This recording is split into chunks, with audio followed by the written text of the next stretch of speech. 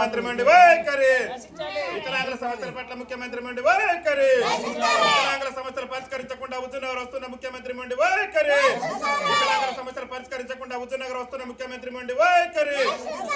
ఈ రోజు తెలంగాణ రాష్ట్రంలో వికలాంగులు అనేక సమస్యలతో అల్లాడిపోతుంటే ఈ రాష్ట్ర ముఖ్యమంత్రి రేవంత్ రెడ్డి గారు మరి రాష్ట్రంలో వికలాంగుల సమస్యలు పరిష్కరించకుండా ఇవాళ సన్నబియ్యం పంపిణీ పథకం అని చెప్పేసి మరి హుజూర్నగర్ నియోజకవర్గంలో ఈ సన్నబియ్యం పంపిణీ పథకాన్ని ప్రారంభించడానికి రావడాన్ని ఈ రోజు భారత వికలాంగుల హక్కుల పరిరక్షణ సమితి రాష్ట్ర కమిటీ పక్షాన మేము పూర్తి స్థాయిలో వ్యతిరేకిస్తూ ఈ రోజు నల్ల బిల్లులను గాల్లోకి ఎగరేసి రాష్ట్ర ముఖ్యమంత్రి పర్యటనను మేము పూర్తి స్థాయిలో వ్యతిరేకిస్తున్నాం. రాష్ట్రంలో అట్టడుగు నుండి 30 లక్షల మంది వికలాంగులు ఇవాళ దుర్భర జీవితాలు గడుపుతుంటే ఈ రాష్ట్రంలో ఉన్నటువంటి వికలాంగుల సమస్యలు పరిష్కరించకుండా రాష్ట్ర ముఖ్యమంత్రి పథకాల పేరుతోని పబ్బం గడుతూ ప్రజాపాలన పేరుతోని ప్రజాస్వామ్యాన్ని కూని చేస్తూ ఈ రాష్ట్రంలో వికలాంగుల పట్ల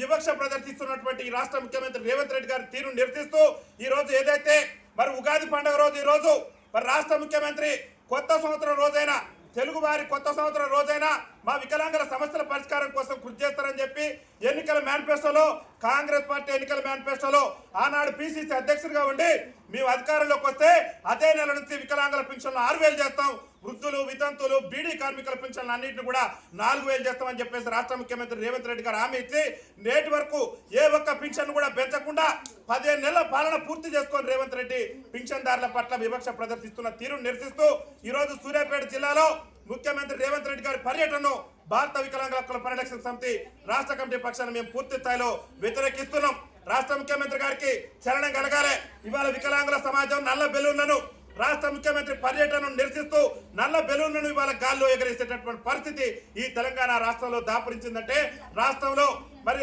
ఒక పక్క ప్రభుత్వం చెప్తుంది మాది ప్రజాపాలన నల్ల బెలూన్లను గాల్లోకి ఎగరేసి వికలాంగులు నిరసన చెప్తుంటే ఎక్కడుందయ్యా నీ ప్రజాపాలన అని చెప్పేసి ఈ రాష్ట్ర ముఖ్యమంత్రి రేవంత్ రెడ్డి గారిని అడుగుతున్నాం. నువ్వే చెప్పినావు కాంగ్రెస్ పార్టీ ఎన్నికల మేనిఫెస్టోలో మీకు గెలిచిన వెంటనే అదే నెల నుంచి పింఛన్లు అన్నింటి కూడా పెంచుతానని చెప్పినావు. రాష్ట్రంలో అధికారంలోకి వస్తే వికలాంగులందరికీ కూడా ఆర్టీసీలో ఉచిత ప్రయాణ సౌకర్యం కల్పిస్తానని చెప్పినావు. రాష్ట్రంలో మా కాంగ్రెస్ పార్టీ అధికారంలోకి రాగానే